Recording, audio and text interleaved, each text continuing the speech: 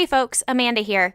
Just a quick heads up that from time to time, the Survivor's Guide to Thriving podcast does include some adult language. So if you've got kids with you, you may just want to hold on to this episode to listen to a little later.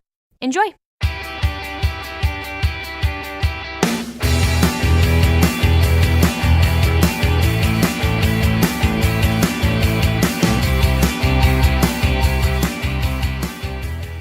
Hello, and welcome to this episode of the Survivor's Guide to Thriving podcast. I'm Amanda Solman, and along with Mark Jewell, your host for this show and the creator of the Surviving to Thriving movement. Each week, we'll dive into the mindsets that keep us in survival mode and learn how to get on the path to a truly thriving life. If you're looking for a wake-up call and want some valuable tools to get there, you have come to the right place. After all, survival is dead. It's your time to thrive today. Now, let's head over to the show.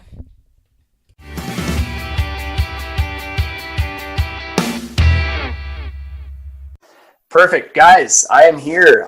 We are live on the live recording of the Survivor's Guide to Thriving podcast, and I am super pumped because we've got an awesome guest on here tonight. We're going to talk about some things that I know are incredibly relevant to you specifically. I have with me here on the podcast today and on this Facebook live recording, Mr. Tyler Dickerhoof.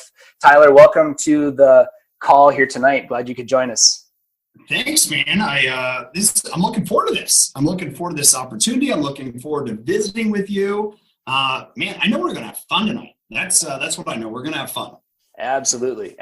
We've got the technology working. Everything seems to be kicking in and operating for the most part just fine. So we're good to go. We're ready to rock and roll. So Tyler, you and I have known each other for a little while, maybe not super intimately, but we've kind of known of each other in and around the isogenics world, which is where you spend a lot of time in the nutrition and fitness arena these days. But give us a little bit of background, because one of the things that we have in common is our work in agribusiness. And so we have some actually quite similar friends. And in fact, I don't know if you knew, we didn't talk about this before, but BJ is part of back in my coaching program. We're exchanging services and doing some stuff that way. So he's in the program, he's on here. And so we know a lot of the same people, and we're kind of getting to know each other a little bit more. So you've got a really incredible story, incredible background, and you do a lot to help people also in kind of the personal development space through fitness and nutrition and so forth. So just, dump some of this on us and I'll kind of pick it apart and ask you some more questions about you as you go through it. Yeah. So I guess you opened the door in regards to BJ. So BJ and I went to, I don't know if you know this, we went to grade school together. We were in 4-H together. Our paths did not cross again until the world of Facebook. And that's where you identified that we knew each other. So I grew up in Ohio. I'm a Buckeye. I left the state of Ohio, grew up on a dairy farm in Ohio. Sure. I left the state of Ohio, went to Cornell University, where I was on the dairy judging team, was accomplished there, won national title in 2000. I left Cornell, took a position in dairy nutrition, worked for Cargill in California for 5 years. I then started my own dairy nutrition business, Dickerhoof Nutrition, started that in 2006, and operated that business up until, summer of 2013, where at that point kind of really transitioned into the human side of nutrition. I'd always been intrigued with human nutrition, always been intrigued with fitness, and kind of some opportunities, the opportunity of isogenics, which came into our lap in kind of God ordained in 2011. That gave us the opportunity to then open a gym, focus more on human nutrition, have a lot of fun with that. And so that's where I've been now the last 4 years, focusing on human side of nutrition, owning a gym, running multiple businesses, own a bunch of dairy cows. I was actually in Stillwater, Oklahoma here last week at the Southern National Holstein Show, showing cows and having fun there. So I saw that you had it was a picture of your kids were showing, and then so they're getting my arena.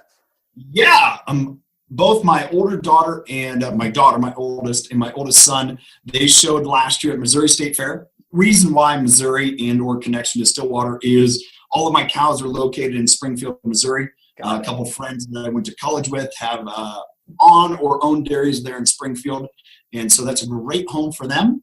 They're well taken care of, and I don't have to get up and worry about milking them if they can't. It's a little far. So, yeah, it works out well. Yeah. And so we went there. I took my older son with me to the Southern National here in Stillwater. He showed a heifer, had a good time.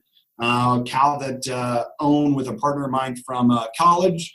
She was reserve grand. She was reserve grand as well last year. So, yeah, it's been fun. Perfect. So one of the things that has intrigued me about you and Kelly and the work that you do is just, and really one of the reasons we're having this conversation is really your heart to help people and work with people.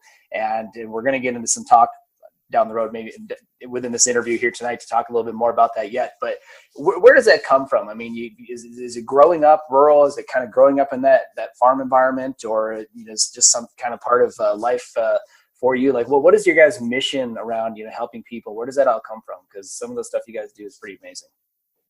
Well, all right. Thank you. It's one of those things that I would have to say as a compliment. It's sometimes you have the directive. This is the mission we want to accomplish. Other times you're just following the path that God has given to you, or really kind of excites the fire inside of you, and you just push through and you roll. Interestingly enough, Kelly, my wife, we come from a vastly different background. She had no agriculture connection, nothing. We met in California, actually through her sister. But one of the things that we both do have is a great Christian background, and through that, kind of a heart of service. One of the things that we prayed for when we first got married was an opportunity to kind of blend all of our passions together. And passion of mine was fitness, was nutrition, and cows. Passion of Kelly is helping people feel good about themselves. She was a professional hairdresser, did that for many, many years. And so when this opportunity of Isogenics, a health and wellness company, fell into our lap, like I said, quite God ordained. It's like, oh, this fits. Me practicing as a dairy nutritionist, my dad, while we were milking cows, he also ran a nutrition business. After we sold our herd in '94, he continued into that. So it was a career that I was very familiar with. I was very intrigued by the science, the intricacies of nutrition and how it affected animals. That then in turn led to humans. And much when I was in college at Cornell, I thought, man, I'd really kind of like to get a unit of nutrition. And my professor's like, dude, you don't want to go down that path. It's like, you're doing all the same stuff over here on the animal science side. Don't even go over to that other hall because they're all wacky and you'll just get deep into classes. You just don't go there. And honestly, fortunately enough for him, he was right.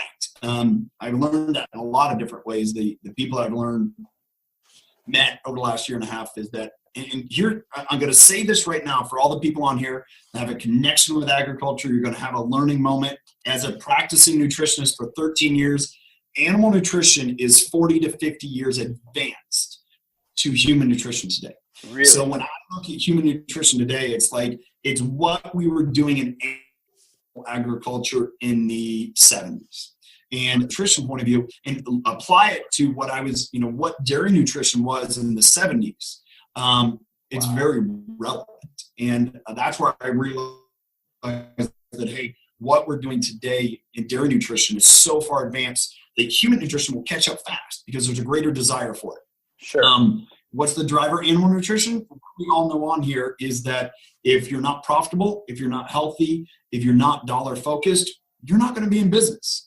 Yep. And as a society, human-wise, we're starting to see that connection between financial productivity, whether that's be in your own business, how productive you are, how productive, if you look at it, you're managing a business. How many sick days do your employees have? What is their productive capacity? And when you start translating that into their nutrition, into their health and wellness, into their mind and body, all those things that have a very tangible connection to nutrition, and you start correlating that to a financial dollar output, now we start to have a drive. Now we start to have greater interest. Now we're starting to say, oh, if I do it, there's a lot of corporations. You look at Google is probably one of the most notable, where they started as a benefit program. It's like, hey, here's a wellness facility. Go work out. Go do things to improve your physical fitness. Right. So many organizations have done that now, and they're realizing that the better shape you're in, health, mind, and body, the better performing you're going to do. All right, so that was a major off tangent, but Kelly and I, from this heart and this desire to serve God and knowing that giving, that's kind of been a passion of ours. I was in the service industry, but where that kind of that leadership, that the development of people has really come from me in a background is my parents were both teachers. So my dad started off as a ag teacher in Ohio.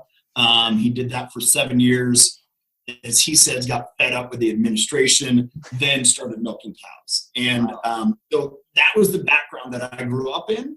So having parents that were teachers, my mom ended up getting, biology teachers. Like coaching, teaching is something very natural to me. I first got out of college. I did a lot of coaching when I was living in California. So again, that whole coaching atmosphere, that whole, working with someone, helping them to get to a better and different level, something they didn't think was possible. It's just very natural. Beautiful. So I love it. It's a great story. And I know you said you kind of went off on a tangent there, but I'm picking up on that because that's part of where I really want to go with you tonight is because, so much of the work obviously I do is focused on helping to wake up corporate America to stop surviving and start thriving. Right. And what we do, like what my company does, is focus in on those individuals so that we can get better human performance out of them. So when you're telling me that human nutrition, which for me is a huge component of it. It's been a game changer for me since 5 years ago when I started undergoing my personal transformation through the food that I ate, through the exercise that I did, and so on and so forth. Imagine a version of me that only 4 years ago was 6'2", 178 pounds with 24% body fat or something like that, right? Mm-hmm. To the now 200-pound version of me, right, with 9% body fat. Yep, exactly. You look at two different guys, you put the side-by-side picture out there, and it's two different dudes altogether. So that's been important to me. What we do in these organizations is we go in and we get people into our coaching programs who don't necessarily show up looking for, a nutrition plan or a protein shake or a workout, which I've got 9 people coming into Omaha tonight. At 6 a.m. tomorrow morning, they'll be at my gym with my kickboxing instructor, who's a world champion, 2-time world champion boxing champion fighter, and he'll be kicking their ass. Right? It's not necessarily what they sign up for, but we get in here and we realize how out of shape we are, and they realize, holy crap! Like I thought I'd been selling as good as I could sell. I thought I'd been leading as good as I could lead, but I'm not. Right? So you're telling me that animal nutrition is 40, 50 years ahead of where we are with people. Because it matters. All right, how do we start to make it matter? And you mentioned a couple of metrics, but that's the piece that I'm passionate about getting after. So one of the things would love to hear you talk more about is, okay, what are some of the important things we need to start thinking about from a nutritional standpoint? Let's start there. Where do you see some guys that come in to work with you and Kelly or work with your team? Where are guys surviving, gals surviving? What are some of those areas? And maybe let's just kind of see where that takes us. Well, I think one of the first things that the whole of some type of eliciting some type of nutritional response is not a new fad.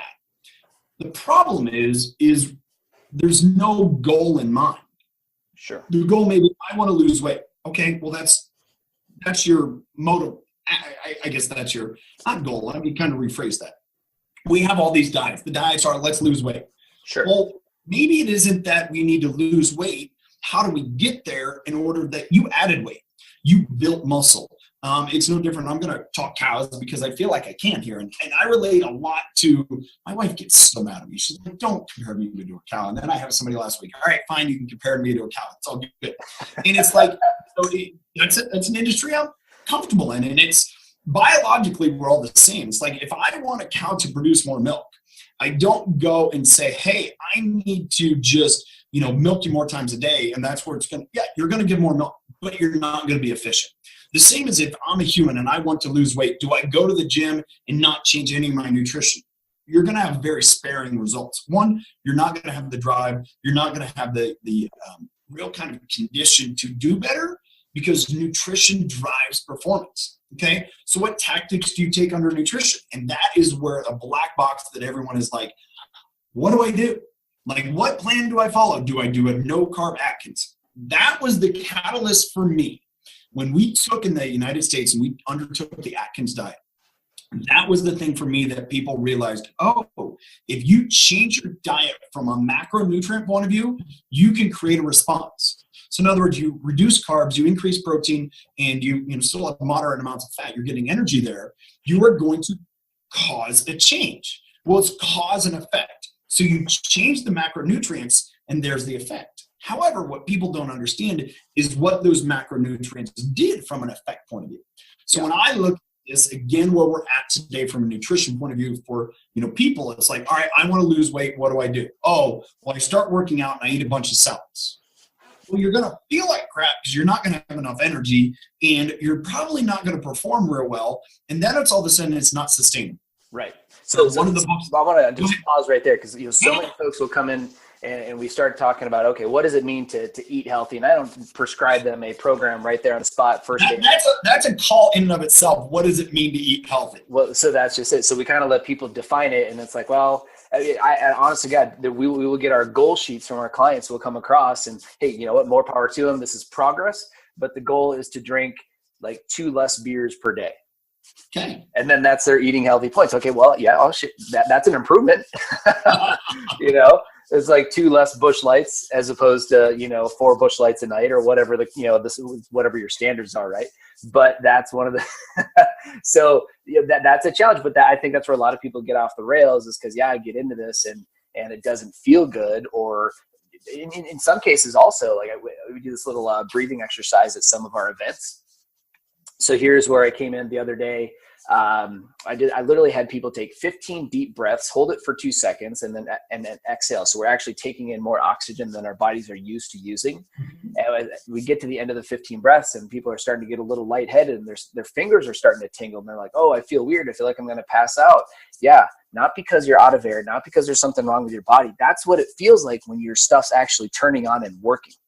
Right? When you actually get oxygen to some of the parts, because you're not, we don't breathe enough, then that's just oxygen, right? Like that's the thing we take for granted. So I think there's a huge lack of knowledge of what it actually should look like. That's a huge detriment when people start to make changes. Like all of a sudden, this thing is actually working and maybe it hurts a little bit because you haven't used it in a long time, or this diet sucks because it makes me feel hungry all day long. And so there's a lot of knowledge out there, bad information, or just no information, no programming. So sorry. Well, I think to tap on there is like this idea of eating healthy. Okay, what's eating healthy? And that's where we just don't have a society. Is that eating organic? No. You can eat organic Twinkie and it doesn't mean it's healthy. Right. There's no reference there. I mean, I think there's a lot, and I know this is very antagonistic agriculture. That's my background. It's like, anti-GMO. Okay, you can eat a GMO-free Oreo, but it's not healthy. Right. Again, don't create a media mindset driven towards healthiness that has no effect. What is healthy? Balanced. Well, what is balanced? Well, that's as a society. When I say we're 40 to 50 years behind creating and finding that change, what is balanced? When I talk to people, I talk about using MyFitnessPal. Why it's MyFitnessPal? It's just a calculator. It's a way to measure what you eat. If you don't measure it, you can't manage it. That's my background with cows. If we don't measure what's going on at dairy, we can't manage it.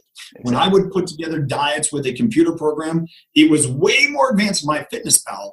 But it, rudimentally, if any of us that are on this, we went through a nutrition course in college. We used Spartan. Spartan was nutrition 101. You have to learn how to use it. That is the humans today, MyFitnessPal. It's just a calculator. It spits out, here's the nutrients. Great, we'll balance those nutrients. Well, we as a society don't know where to balance to.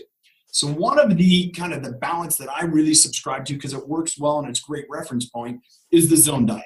And it's 40% carbohydrates, 30% fat, 30% protein. All right, here's where people, and if you've heard of macros, macronutrients, fat, carbohydrates, and protein, like, I'm going to manage my macros. Right, let me use I'll bring back into agriculture, how people manage macros. It's like, well, I need 80 grams of fat, and I need 200 grams of protein, and I need, 250 grams of carbohydrates. The body doesn't care. What it does care about is the blend of all those nutrients. For example, you can't give a cow, 80 grams or, so many grams of, fat today, and she's going to go turn around and she's going to perform. You can't give a steer so many grams of, carbohydrates via corn, and he's going to go put on weight. No, you have to balance that diet to get to performance. It's just like an engine, the amount of oxygen, the amount of fuel. So when you look at our body, our human bodies are the same. And so that's where I really talk to people about, one, figure out where you're at right now. Track what you're doing right now. If you don't measure it, you can't manage it. So let's start there. Then let's do something that's sustainable.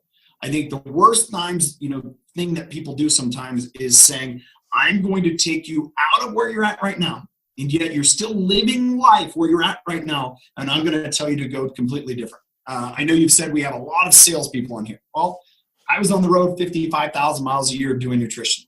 And what was the hardest thing for me? Ease and consistency.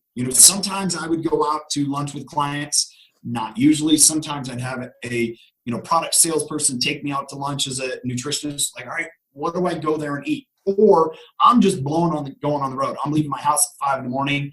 I'm not getting home till 3 o'clock. I sit down on my computer. What did I have to eat? Or whatever I grabbed. And so I think that's where it's in that mindset as humans. We're all the same. Find an angle that's easy. Okay, so we know where we're starting at today, and we look at what you're eating. My background with cows is I go onto a dairy, and dairy's more specifically than like a hog operation or even a feedlot operation, because there's so many other forages that are there that you incorporate in the diet. You go into a hog operation, it's really easy. It's a standard diet. You have your starter package that goes with all the different pigs. You have your grower, you have your finisher, you have whatever. It's all the same. You go into a dairy, it's like, hey, whatever forages they grow, it's all different. So I had to analyze it, I had to sample it, and I had to figure out whatever. Yep. That told me from working with humans is I can take all these different ingredients and nutrients, put it together, and balance a diet. So instead of you going into a gym and the nutritionist saying, okay, I want you to eat a cup of rice, I want you to eat 8 ounces of broccoli and 4 ounces of chicken, and that's your meal plan. It's like, I don't like chicken, I don't like broccoli, and rice I just get tired with. Yeah. So that's when we look at people and say, hey, what do you like to eat? What do you like to do? Man, I really like fish. Yeah. I really like, potatoes. I like an occasional beer. Great. Measure it. Once we measure it, then we can manage it. Say, hey, you know what? Looking at that diet, you're really, really low on protein. That is the greater majority of people. We've moved out of a society that consumes a lot of protein. We used to consume a lot of red meat. We used to consume a lot of just meat in general, higher protein diet. Well, now as a society, it's harder and harder to consume meat because it's not as convenient. So when you think about, all right, what am I going to go out and grab? All right, I'm going to go, here's what I used to do because it was super healthy. I'd go to Subway and I'd get Subway. So you get a Subway sauce. Like, oh, that's healthy, right?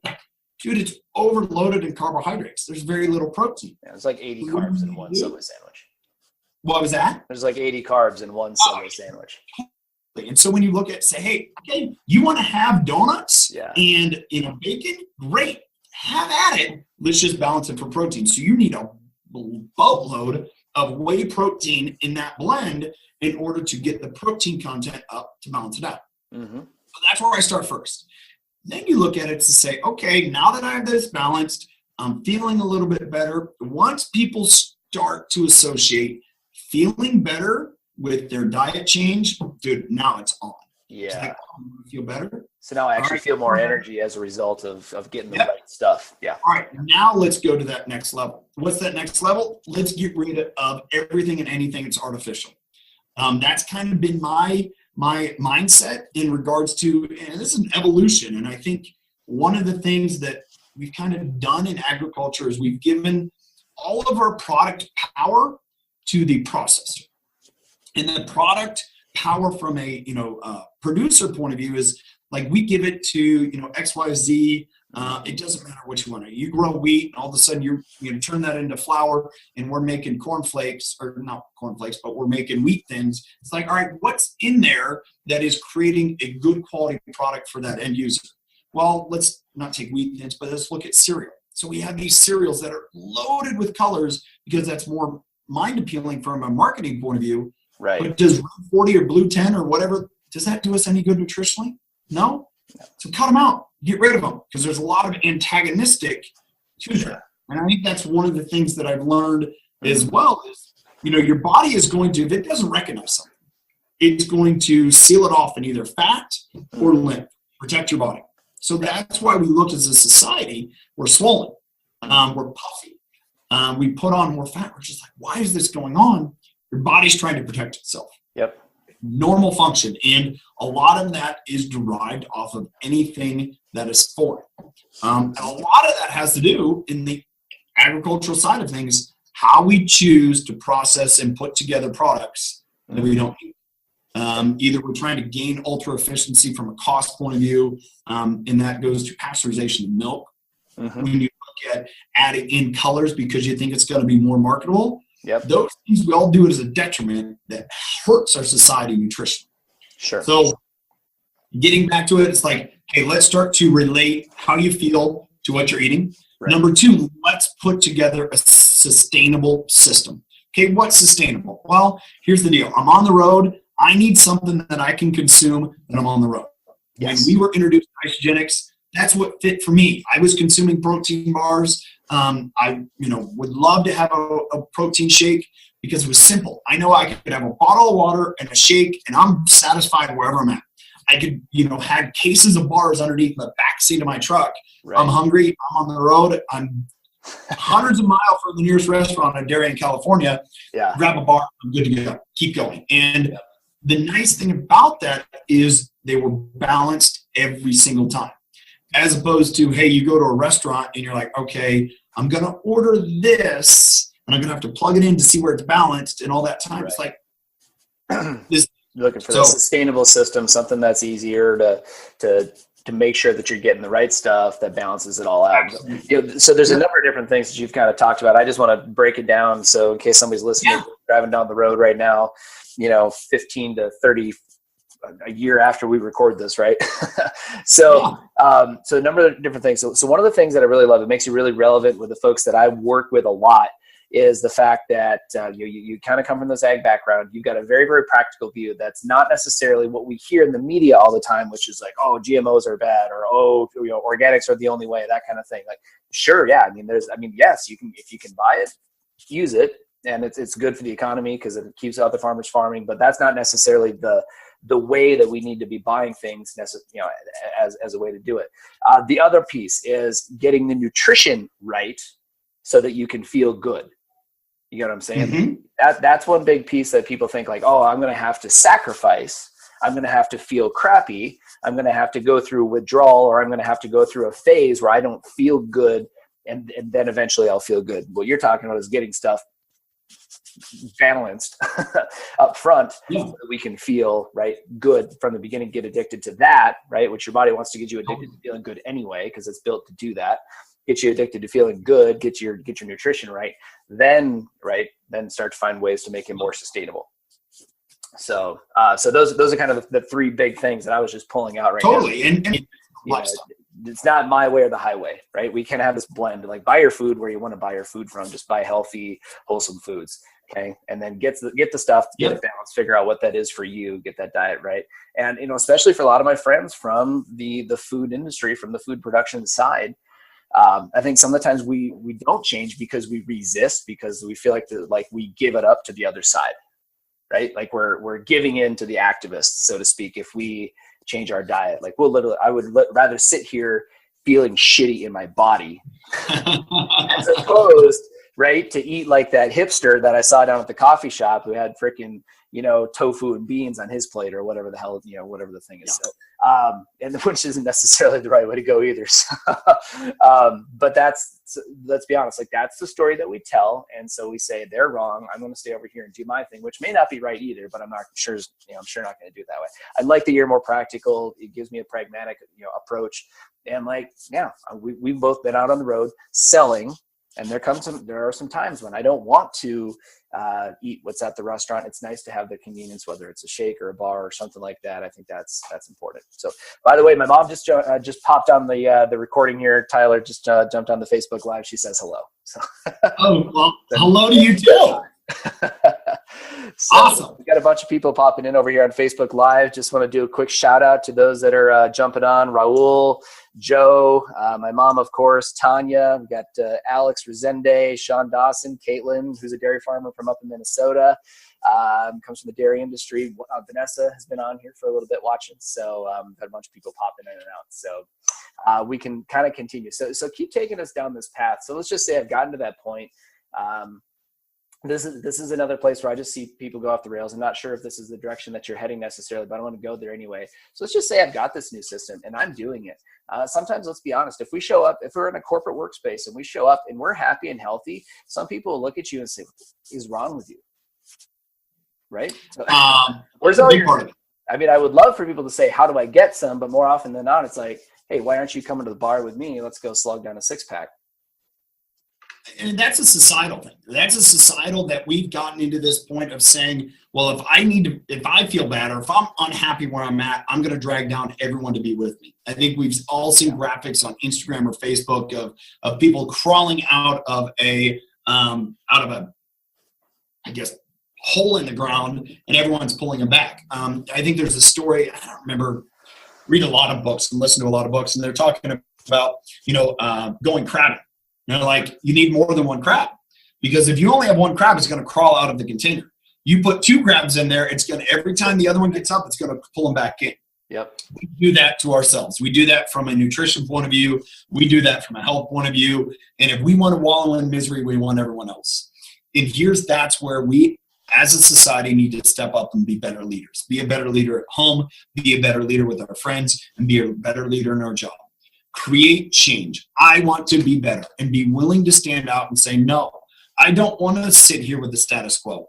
I want to have a better life. God intended a better life for us, and I need to go out there and I need to grab it. He's not going to just hand it to me. I have to make that effort. He's going to say, come on, let's go. I want to take you there too, but you've got to put in the work. And I think that starts from having what drives you? Like, what are you getting up for in the morning? What do you want to go and do differently? What are you trying to accomplish? And if you just want to say, ho-hum is my life, and this is what, the cards I were dealt, BS. Don't sell yourself short. Exactly. There is more for you out there. And so it's kind of the driver, a big part of that is, well, do you want to get up in the morning? Well, if you don't want to get up in the morning, go to bed earlier. Right. I get up at 4:15 3 days a week now. I get up before 5 o'clock the other days of the week. I'm an early riser. That's me. My family's an early riser. My kids are 7, almost 9 and 10, and they'll be up before 6 o'clock in the morning, and it's not abnormal, but that's us as a family. Sure. We see that value in life, and I'm not saying that's for everyone. Hey, you're a night owl. You want to do that? Good. Right. Just get 8 hours of sleep. Yeah. And make sure that you're productive, ready to go, and go those other 16 hours a day, and you're not dragging. Because if you're dragging, you're doing yourself a detriment. You're doing everyone else around you a detriment. Absolutely. Yeah, I think what it boils back to is your standards, right? So what are your standards for life? And if you don't like the current circumstance, if things are not, if you're tired of getting up and feeling like crud every morning, if you're not happy with the direction where your relationships are, where your body is, where your results are, then it might be time to deploy some different standards, right? So one of the things that we always use, when I talk with my clients that we talk about out here, that I talk about a lot in videos, is simply this: everything is feedback, right? Everything is feedback. I mean, literally, like, my belief is that what I'm creating out in front of me at every moment of every single day is a reflection of the collective whole of my thoughts. Right? I'm literally producing. If there's something you say that pisses me off in this podcast or this video, doesn't say anything about you. It says that was something inside me that needed to get exposed, and now I get to determine whether I'm going to sit with that energy or whether I'm going to shift it into something else. Right? Totally. It's why I will have 9 grown individuals from corporate America getting their butt kicked by my kickboxing instructor tomorrow morning at 6 a.m. And on the tail end of that, they will decide, have my standards brought me to where I want to be in life or not? And if they're in shape, I don't know. I've never seen these people in person, so I have no idea, right? But I'll find out, and they'll find out. And more often than not, it's like, man, I don't know. They're 55 years old, but I don't know. In high school, I could do this no problem, and now, that's one of those things that me owning a gym, coaching classes as well. That's kind of, we started a gym, part of a community, everything else. And that's been a little bit of passion of mine. And people see me train and they look at me like, what are you training for? It's life. I'm training so that way I can be better at life. A driver for me is, growing up on a farm, my dad working his butt off, having a nutrition business at the same point of milking cows. And, one of the things for him, though, is a college level athlete. My dad, as a freshman in college, he was a starter on offense. He was a starter on defense, and he worked his butt off. And he really was a great athlete. And yet, as a dad, he was either too busy, too tired, or too overweight to do anything with me. And my drive and desire every day is I want to be, when my boys are, like I said, they're almost 9 and 7 now, in another 10, 12 years, when they're, graduating high school into college, and they say, hey, we want to go play basketball. It's like, I'm already on the court. Let's go. Like, what do you guys wait? That's my driver. I think that's where generally we're seeing a difference in society. It's I want to be able to perform better at my career. There's a demand to be better at my career. I'm continuing to be forced to do better. I need to be more efficient. Or I look at my family and I want to be better for my family.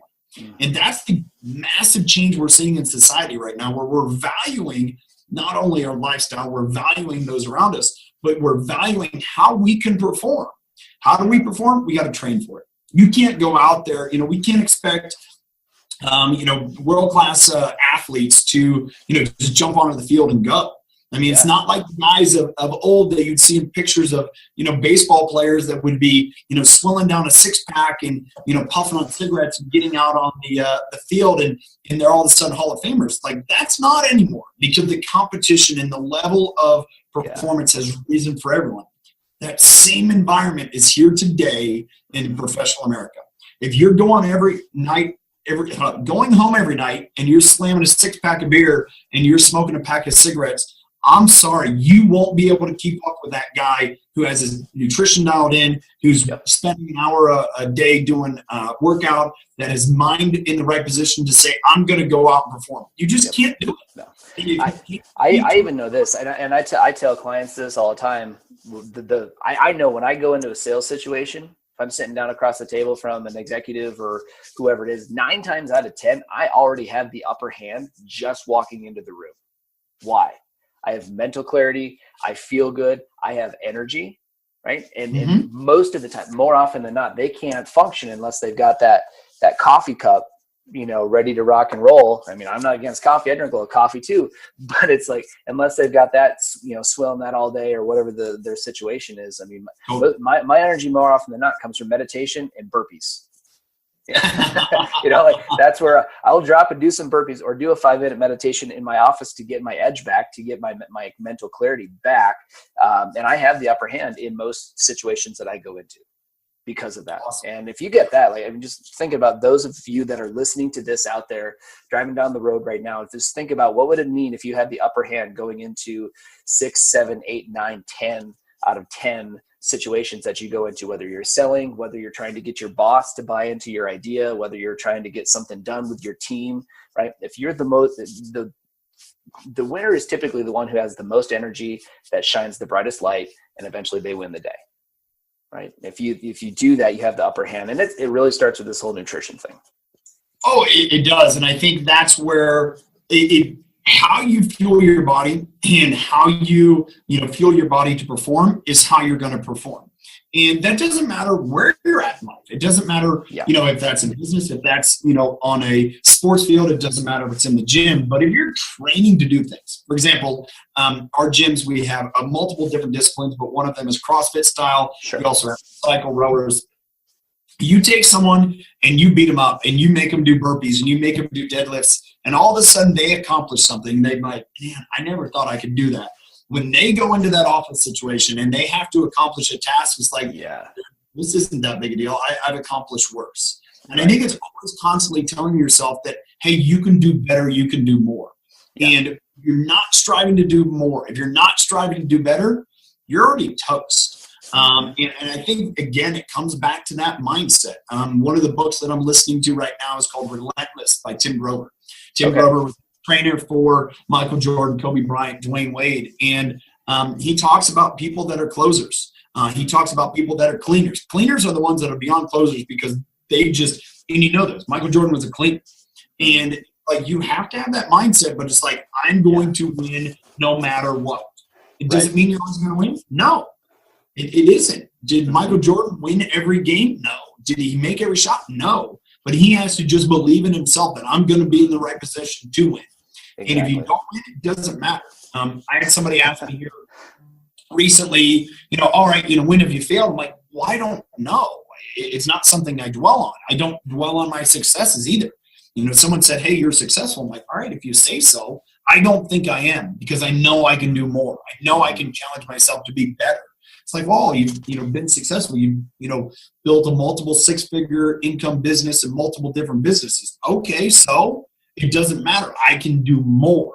And I think that's where that constant drive is. Once you become complacent, it doesn't matter if it's your body. It doesn't matter if it's your marriage, your relationships, or at your job. Then you're done. Forget about it. Go ahead and bury me because it's not going to work out. And that's where I think you build a mindset in one area and it will spill over into everything. So if you become complacent in one area, it's going to spill over into everything else. Absolutely. No, I love that idea of between a closer and a cleaner.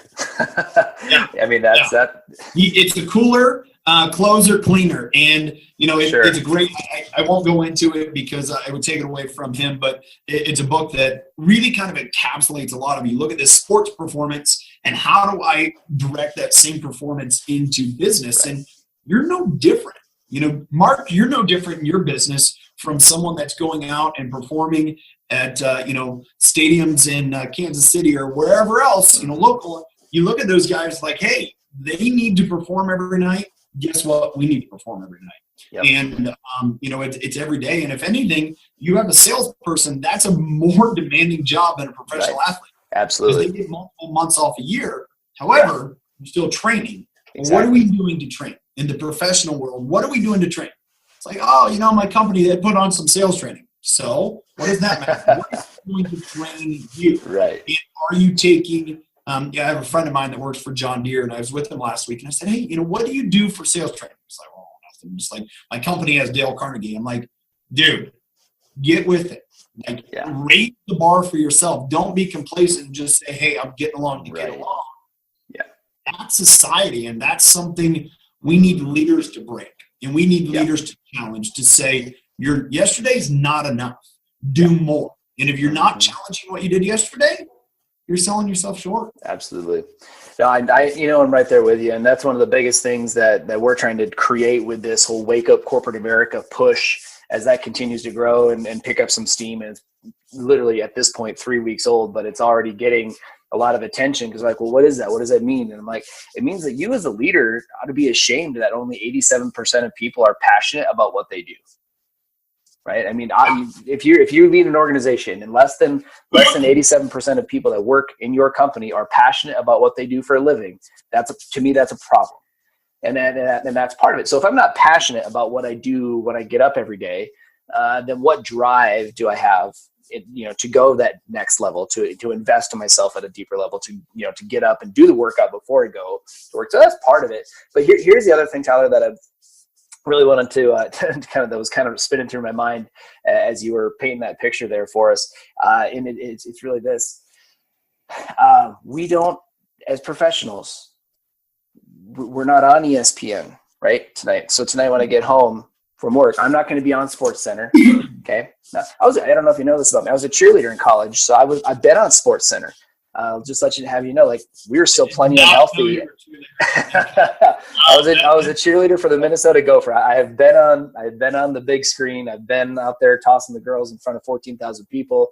I've been on ESPN. Been at the bowl game in Nashville. But that doesn't change how you treat yourself once you get off the screen, right? So that's not it. It's not an excuse, but we see the professional baseball players, we see the professional football players, whatever, we see them out there on the screen. And so we know it's their job to be in shape. Okay. We don't necessarily see ourselves in the frame of mind as professionals. And I'll say this in our program. Yeah. Listen, guys, you are professional leaders. You are professional vice presidents. You're professional salespeople, whatever the job is. We don't think about it that way because we don't put ourselves on a pedestal like we do, the famous athletes of today. Right. But that at the very real level, like if you tried to take any professional football player, Adrian Peterson's having a tough time getting a job right now. Okay, let's just take Adrian Peterson as a. He's got some other reasons why I think that. Okay, but if Adrian Peterson tried to come out here and sell dairy nutrition products to a dairy farmer, okay, right? I mean, he's going to feel like a failure too, right? So I mean, but I bet he still takes care of his body because that's his standard. Yeah, you know what I'm saying? Well, that's and I think the difference. There's a lot that goes on, and I think we as a society, and this is kind of evolving, and a lot of great leaders are mentioning this more and more, is if you're not taking care of your body, it's no different than, do I have to wear a suit every day? No. Do I have to, wear a, shirt and tie every day? No. But I have to dress professional. Well, dress professional when I was working with guys, and the people that were the most successful dairy farmers were the ones that were dressed, whether they were there at the dairy office or whether they could have sat and been behind a desk at a bank. Right. Because they would always put themselves into professional mentality. I am here to be a professional. And I think a lot of agriculture, and again, I know that's your big audience, a lot of agriculture is like, oh, I wear whatever clothes, the shirt that I got when I was in FFA in high school, that's what I'm wearing to go do chores. It's like, then you're going to constantly be in that mindset. Dress up for the occasion, for the occasion, put it on. I talk to our employees about that. It's like, you have to, put your face on. And there's been so many studies that have been done. If you are in good shape, if you're taking care of your body, whether it's closed body, whatever, you're going to come across with more confidence. If you come across with more confidence, people are going to read that, and you're going to be providing something of value to them where they see, oh, I get it. One of the greatest classes that I took in school was interpersonal communication.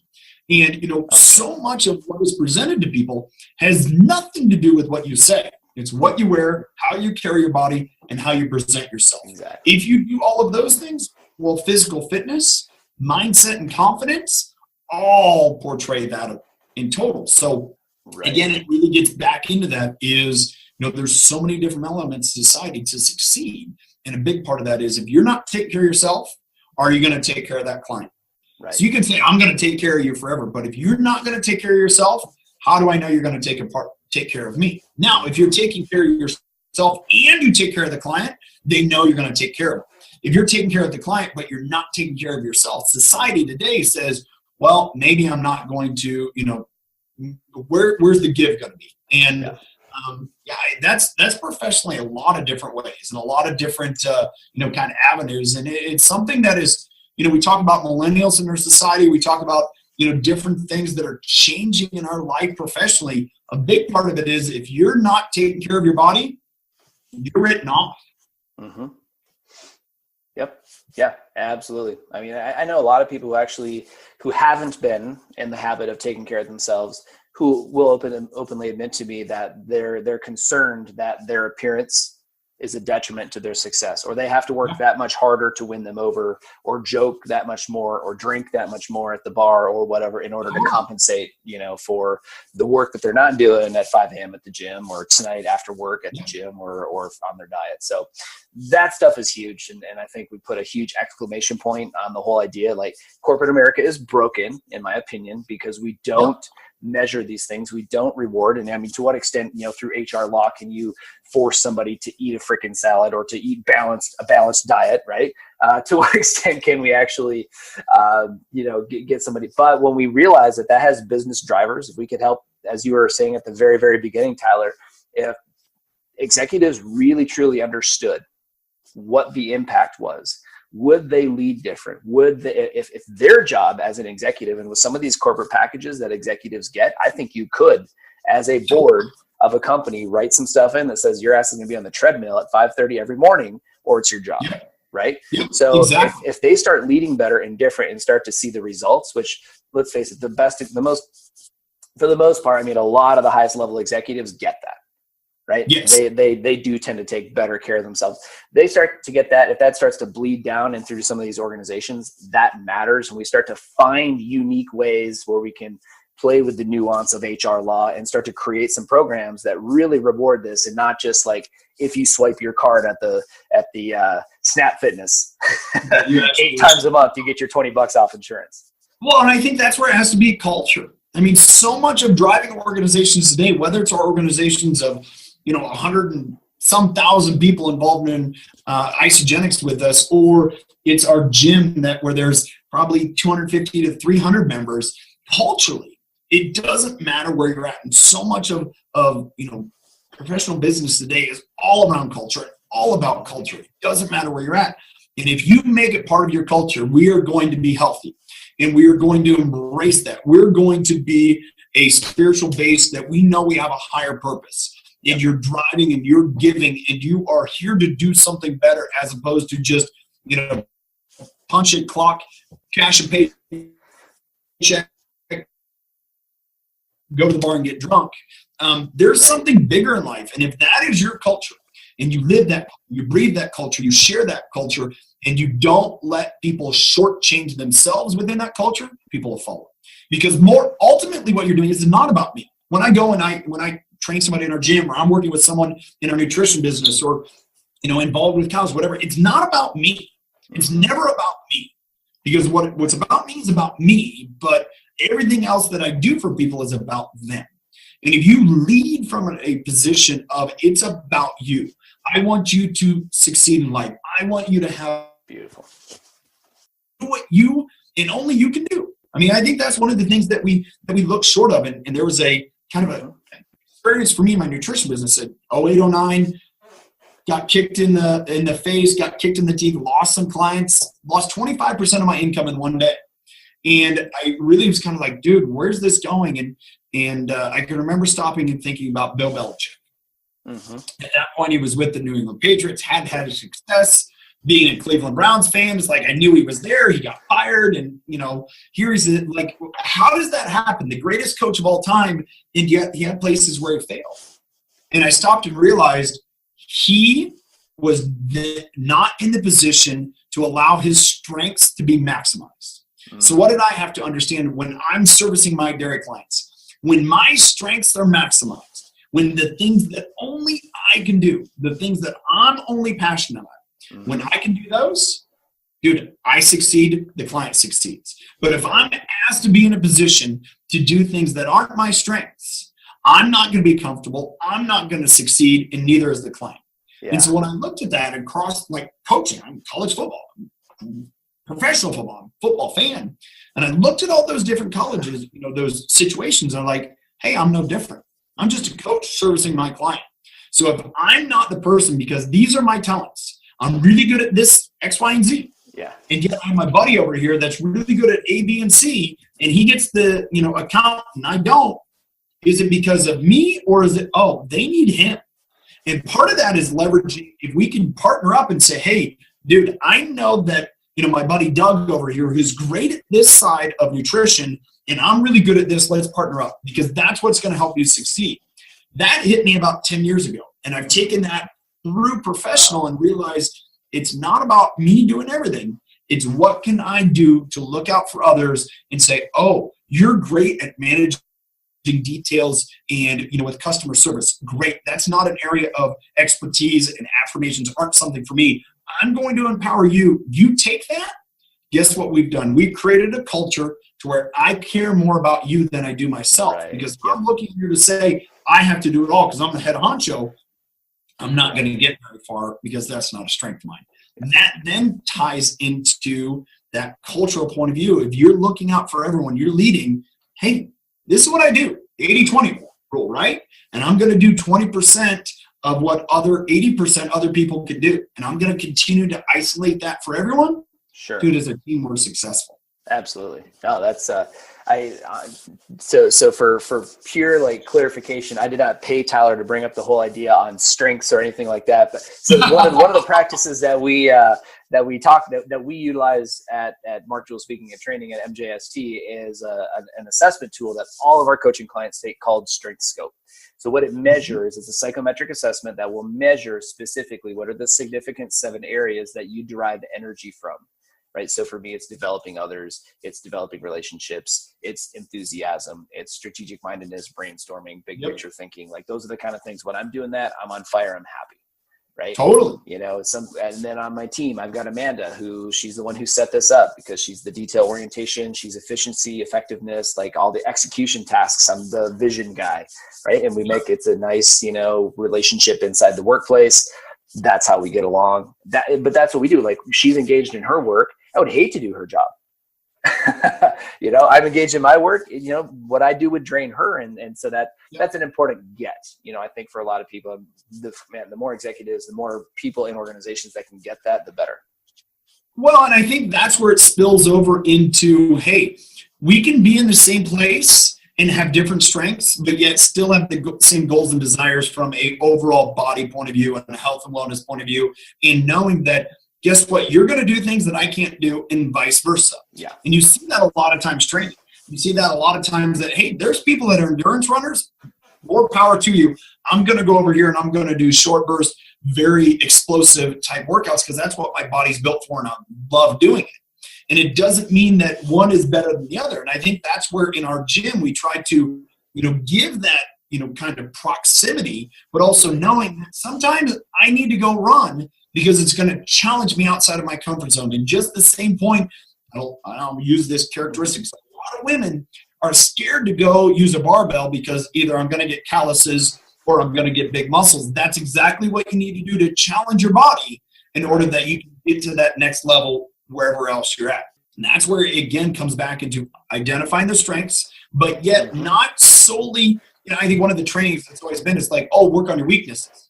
Like, no, don't waste your time. Maximize your strengths, But yet don't avoid your weaknesses. Continue to hone those because you will learn things, but it may never become a strength of yours. You're so focused on bringing up a deficiency, well, then you're not maximizing what you're good at. And I think that is corporate training from 20 years ago is a SWOT analysis of recognize those weaknesses, but, strengths, okay, that's fine. We recognize it, but we don't focus on it. Yeah. Focus on your strengths. Differentiate yourself. Really maximize that. But yet don't let your weaknesses be a liability. Instead, what you've done, find Amanda to come into place. Hey, Rick, you're here. I know the ball's not getting dropped. I can focus on what I'm focusing on. That was an absolute game changer for my wife and I. We went through a strengths coaching session last fall. Yeah. And for us working together, us understanding ourselves organizationally has been absolutely huge. I think organizationally, that's the only way to drive and go. And what it comes down to, use a sports analogy. You're not going to go find the 310-pound, 6'7" guy and decide he's going to be your running back. So why do we do that in the corporate world? Why do we take the guy who is built to be this massive great lineman and make him go run the ball? Right. Not everyone's the Fridge Perry. And so why do we do that? We do that in the corporate world as opposed to assessing, all right, what is this person's skills? What are their strengths? I'm going to put you into a place to succeed. Yeah. When I talked about coaching earlier, one of the areas that I've coached the most in is soccer. I played a lot of soccer growing up. My sons play soccer, and I get some flack sometimes from parents, and these are 10-year-old and younger. It's like, well, why isn't my kid playing all the positions? Like, I don't want to put him in a position to fail. He is great at being a left wing. He is great at scoring the ball. Why do I want to go put him back at goalie and absolutely defeat him and beat him up so he doesn't want to be out here? Right. And that affects the whole rest of the team. So I'm going to put him into a place to make him succeed. I may challenge him at times, and that's my mentality. And it came from the sports field, and no different organizationally. Find those people around me. What are they great at? Put them in place. Let's roll. Yeah. Well, and one of the statistics that backs this up is we know like organizations that take that strengths-based approach that actually have that, you literally will have a 44% greater retention of your people, right? And retention costs corporations huge money. You have 44% also on your customer retention, right? So just imagine your entire team is strengths-focused. and working and living in their energy, people want to be around that, and they start to see your organization as a beacon. And they want to know, what are you doing that makes it? I mean, it's probably one of the reasons why Isogenics is so successful, why the growth has been so explosive, in recent years. But I mean, that's a huge component of it. So there's tons and tons of evidence that backs up a strengths-based approach. One of the things that I love about that, I just want to kind of draw this common thread as we've been gone from like nutrition all the way through. Now we're talking about strengths-based organizations, right? Which is kind of a stretch, but really been all over the place. Well, but when you think about it, right, one of the things you're talking about nutritionally is don't go do nutrition specifically just like Mark eats, or don't go eat Atkins because that's what somebody else did and they were successful. Okay, let's look at you and like, what are your goals? What do you like to eat? So what are your strengths, right? From an eating perspective, what are the kind of foods that you like? Okay, how can we adapt that so that you're balanced in your carb to protein to fats ratios? Yep, exactly. Right? So I'm focusing on my strengths from a workout perspective. All right, let's push some of those weaknesses, but let's also focus on getting you doing the right kind of exercise, the right kind of things, the right kind of variety, the right balance in your workout that works for you, that gets you the results that you're after. And I think part of what it boils down to is a lot of people just aren't results focused enough, but that's the theme, right? That I'm seeing through here is focus on your strengths from an eating perspective, focus on your strengths from a fitness perspective, and even organizationally. Part of, if we do this in organizations, we will start to actually shift and see that tidal wave of people getting healthier, living better lives inside companies that support it. And once you create that movement, then you can associate that with any other metric that you want to. If you start moving people in direction, whichever direction let's go do a corporate 5K. Let's go sponsor. Let's go do something. Let's go on a corporate hike. Let's go, something to be active in the world. You can start to then transform that into, a lot of different areas. And I think, as you mentioned, there's one key in this is be goals focused. And recognize everyone's going to have a different path to get to that goal, and it should be relative to that person. But what is your goal? And your actions must absolutely be directed towards your results. If you're saying, I want to get leaner, well, then don't go starve yourself. Go train better so you get leaner. And you know what? That may have nothing to do with weight. I wish that we as a society absolutely did away with weight. And you brought up before body composition. That's what matters. As a BMI, I'm borderline obese. I'm 6 foot tall. I'm 195 pounds. I'm 9% body fat. Now I'm borderline obese. Yeah. That's a problem in our society. And yet that's where I think a lot of this comes into from a health and nutrition point of view is get leaner, because if you're leaner, you should be healthier if you're taking care of your body. So. Right. Absolutely. So Tyler, as we kind of bring this in for a landing here a little bit, we didn't talk a bunch about how you kind of made the transition from the corporate space into what you do now. I think we alluded to it. So I'd like to put kind of to tie up that loose end a little bit, and feel free to talk about your business, what you do now. We'll end up here in a few minutes, just, how people can get in touch with you and all that good stuff. But, give us that, share with us your business, share with us what you do. I mean, you guys are impacting people by the tens of thousands through your business and helping people get healthier, live better lives, and so on and so forth. So kind of give us that guy who was doing 55,000 miles a year as a salesman, selling nutrition, now making the switch to helping people directly, take control of their lives. So I said that I worked for Cargill for 5 years. About 3 years into that, I realized that I was much more of an entrepreneur than I understood. And so I wanted to start my own business. There's a lot of apprehension. I had a good friend that said, no, just go do it. I literally quit my job, started my nutrition business. I had just gotten married and my wife was 6 months pregnant. So I went from making, 75, 80K a year to quitting that job, stepping out the next day and hoping clients paid me. Well, it was a great return. I ended up building that to, a couple $100,000 a year. 0809 hit. I mentioned this earlier, 25% of my income one day. And I realized, hey, I need a change here. I then had an opportunity to take a job here in Spokane, Washington. So that was in California. Moved to Spokane, Washington. I started consulting on commodity markets, primarily in the dairy industry. I did that for 4 years. I learned to talk to people. I learned transactional business. It was a great learning. It was the first time I ever sat in an office. I did that and my nutrition business both at the same time. Perfect. So I travel 1 week a month to California, sit in an office the other 3 weeks. A lot of mutual clients, so it worked out great. Along that path in 2011, my wife was introduced to Isogenics. She wanted more energy. It was a great solution for that. I loved that it was dairy-based. I loved that it was all natural. It had great vitamins, minerals, micronutrients. I said, sure, run with it. And she only wanted to use the products, turned into a business opportunity. Major business opportunity, really allowed us some flexibility and freedom in our family to do what we wanted. Cool. And 2 years into that experience, we kind of came to a point where I was getting busier and busier in my careers. It was kind of twilighting my nutrition business just because it wasn't as much a passion. It was frustrating working in agriculture 09 through 11. Sure. You had $7 corn, you had all those other things that growing it was great, feeding it was horrible. Right. And I was looking for different opportunities, had this huge, amazing human nutrition interest, see this business blossoming. And so I literally walked in, my wife and I had a big fight and said, either you need to quit doing what you're doing or I need to go quit my job. I walked in the next day, I quit my job. And then being an entrepreneur, knowing I needed something to do, the next day we decided, hey, let's open a gym. Sure. My brother and sister-in-law had a gym. We decided let's copy the same model here in Spokane, build a gym, focusing on our Isogenics business, working with people, growing that, Wow.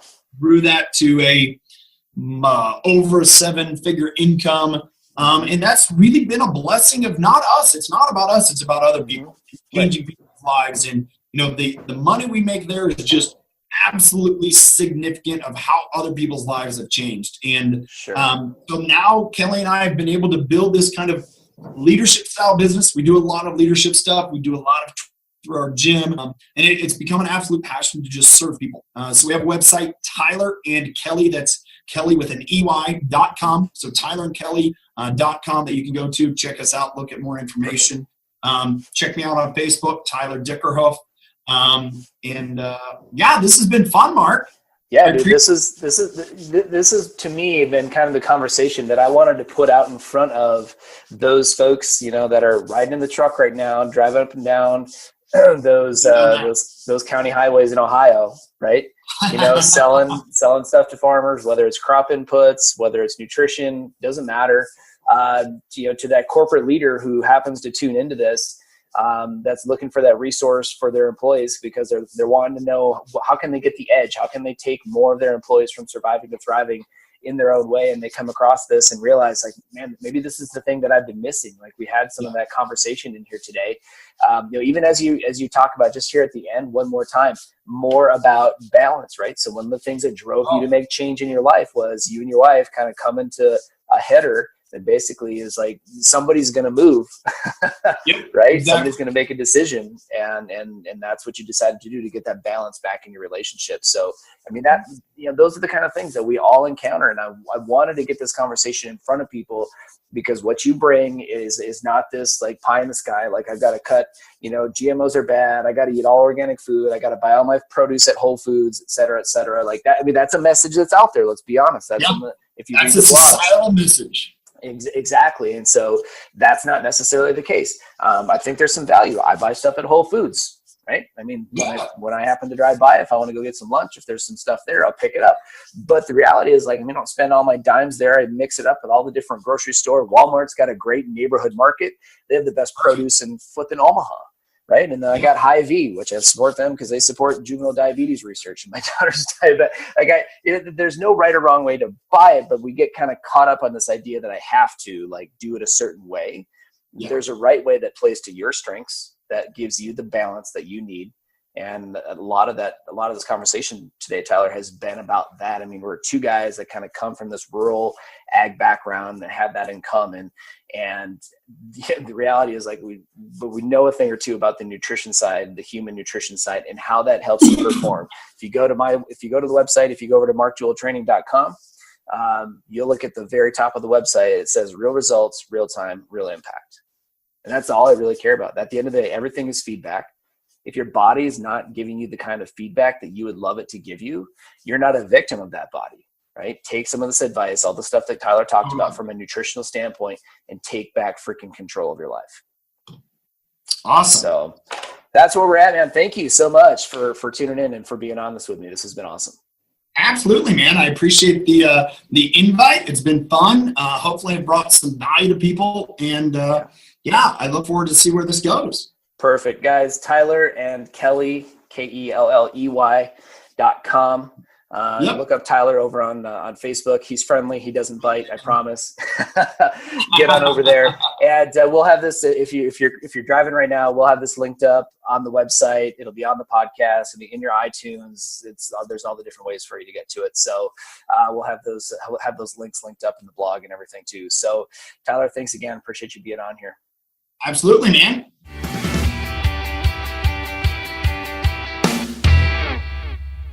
Thanks for tuning in to the Survivor's Guide to Thriving podcast. You can find the show notes and links to all the resources mentioned in this episode by heading over to markjeweltraining.com/podcast.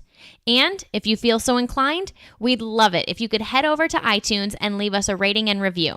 That's what helps us move up in the charts so that more people can find us and start their surviving to thriving journey. See you next week.